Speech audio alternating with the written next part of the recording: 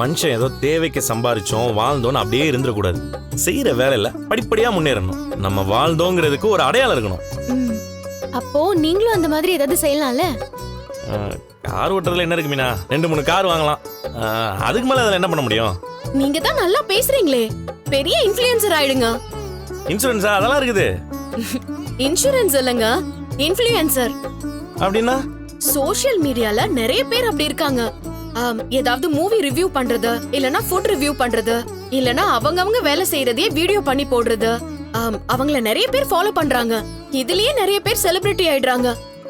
இப்ப சினிமால நடிக்கிறவங்கள விட இந்த மாதிரி இன்ஃப்ளூயன்சரா இருக்கிறவங்க தான் ரொம்ப ஃபேமஸா இருக்காங்க. ஸ்ருதி, அப்படி வீடியோ போடுறதால என்ன லாபம்? அதுலயும் நல்லா earn பண்ணலாம் மீனா. எவ்ளோ பேர் வீடியோ பாக்குறாங்களோ அதுக்கு ஏத்த மாதிரி காசு வரும். அத சோஷியல் மீடியா பிளாட்ஃபார்ம்ல இருந்தே கொடுத்துருவாங்க. ஓஹோ, அதான் எங்க பார்த்தாலும் யாராவது கையில போனை வச்சுக்கிட்டு ஏதாவது வீடியோ எடுத்துக்கிட்டு பேசிட்டே இருக்காங்களா? ஒரு நாள் என் கார்ல கூட அப்படிதான் மீனா, ஒரு பொண்ணு வீடியோ எடுத்துட்டே வந்துச்சு. என்னன்னு கேட்டேன். அதுக்கு நான் இன்னைக்கு என் வாழ்க்கையோட ஒரு நாளை வீடியோவை எடுத்து போட போறேன் அப்படின்னு சொல்லிச்சு.